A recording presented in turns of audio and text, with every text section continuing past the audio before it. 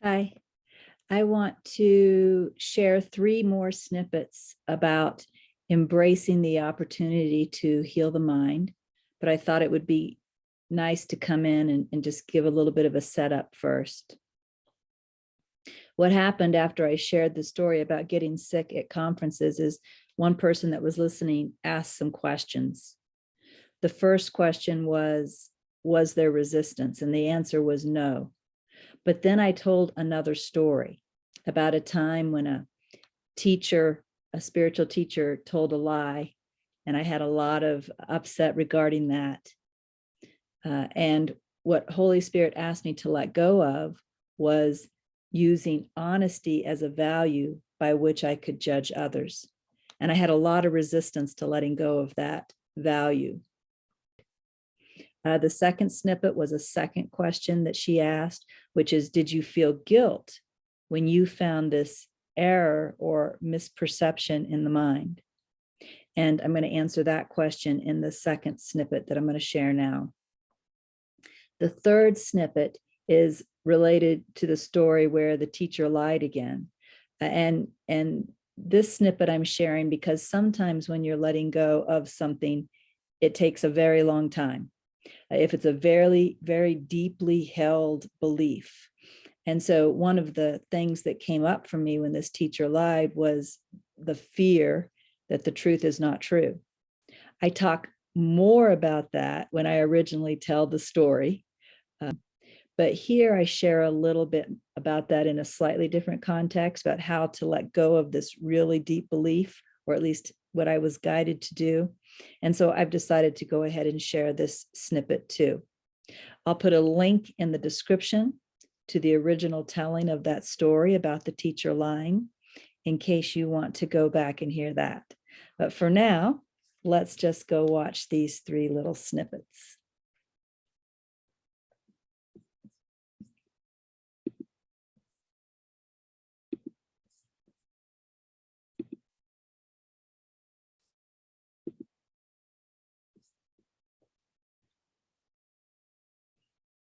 Is that Holy Spirit showed me that I valued honesty.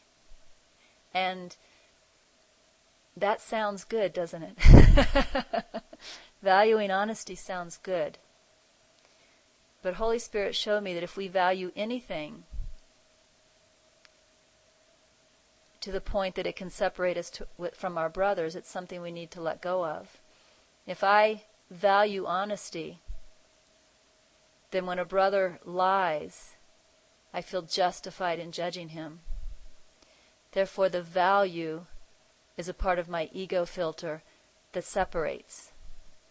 This value says he is dishonest, I am honest. It's like the face of innocence that the Course speaks about. And Holy Spirit showed me that this value had to be let go. It didn't have to be let go to where I do not have integrity within myself. And in fact, integrity I would define now as always doing my best to let go of ego and listen to Holy Spirit. And I absolutely must have that integrity within myself if I want to awaken. I must always do my best to let go of ego and listen to Holy Spirit. But to use honesty as a value to judge my brothers is nothing but a separation device. Now, the reason I went into this little story is because Honeybee Rose asked, was there resistance? And I said there wasn't resistance in letting go of the first story, the hugging at the conferences. But there was resistance, Rose, in letting go of honesty as a core value. This was so in me that I felt like I had the willingness to let it go, but a part of me felt like I needed to reach inside my mouth, down my throat, into my guts, and yank my guts out and give it to Holy Spirit. So this was tougher, this letting go of honesty as a value. So what I had to do, since this was so hard, was I had to be patient with myself. I had to just keep giving willingness. I had to notice that the error was a separation device and just keep noticing that. And I don't know exactly how long it took to let go of honesty as a value, but I do know that now when people do not appear to be honest, I am totally okay with it. I know now that I do not judge based on whether somebody else is being honest or not. I do not judge them. So at some point, that did just disappear and die. And in fact, I had a great opportunity to test that because, as it turns out, this same teacher, several months later, I happened to see an email chain. I don't even know why I was CC'd on the email chain because I wasn't involved in the discussion at all. But I happened to see the email chain between this teacher and a couple.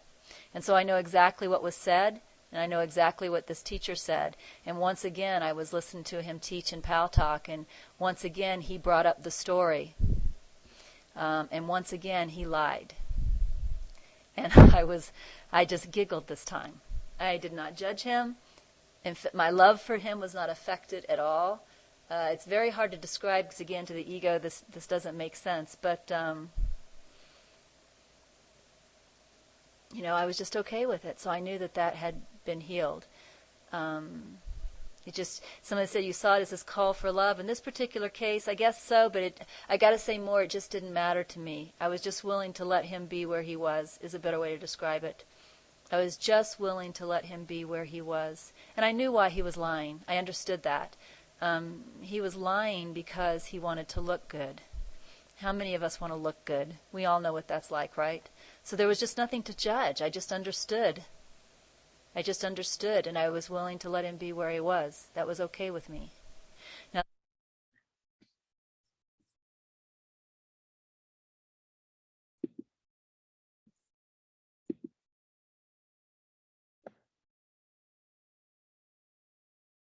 hopefully that answers that question. And Rose asked another question that I also wanted to answer, and I need to scroll up to get it. Oh, she asked me if I felt guilt before I let go of what was in my mind in that original story, which was the pushing people away. In this case, again, I did not feel guilt, but I have to say that also comes from experience. Once upon a time, earlier in the forgiveness process, I almost always felt guilt when I saw an error in my mind. Always. So Holy Spirit would be showing me an error in my mind, and I would feel guilt. But what I came to see is the reason I was feeling guilt is because I was judging myself for the error. Or said in the language of A Course in Miracles, I was looking at the error with the ego, because the ego is the one that judges. And so what's happened with me over time as I work with Holy Spirit is that a shift has occurred in my mind. The shift that has occurred in my mind is that I do not judge myself for my errors anymore. And because I do not judge myself for my errors, I do not feel guilt. See, that's where the guilt comes from. It's an effect of the judgment. The judgment is cause. And the real reason I do not judge myself for my errors anymore is exactly what Holy Spirit is talking about in this message that I'm reading now. It's that I learned to see these as opportunities to let go of the ego. I learned to be grateful to see my errors. I learned to be happy to see my errors. Truly grateful, because again, we're here to let go of the ego, and we cannot let go of the ego if we do not see it. So instead of judging myself when I see an error now, I'm grateful. And when I come from that different place, there is no guilt, of course, because there was no judgment.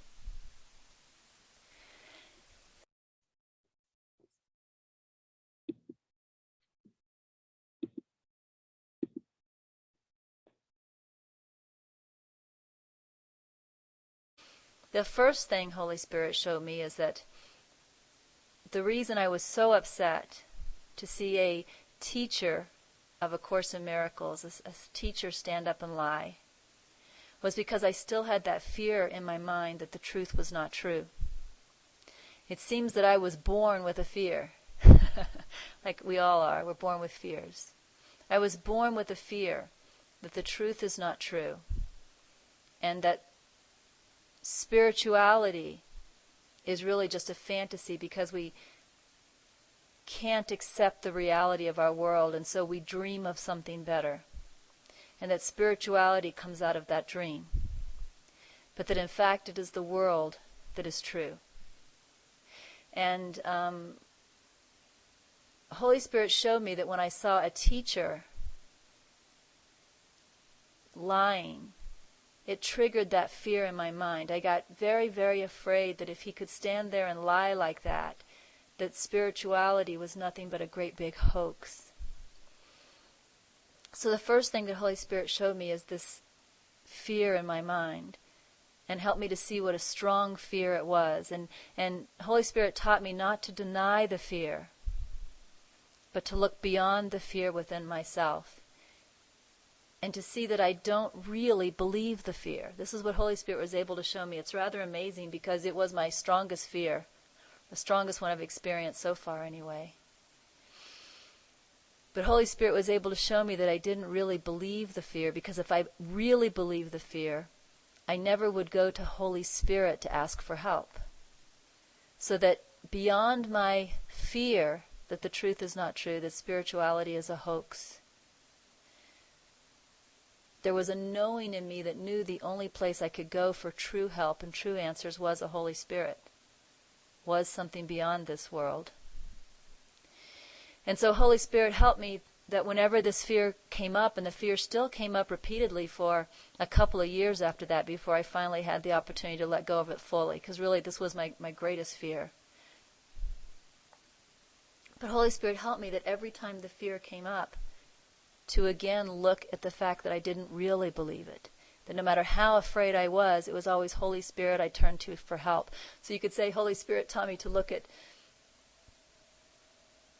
the truth instead of the false. And the truth was, I did know that the truth was true, and that's why I went to the truth for help.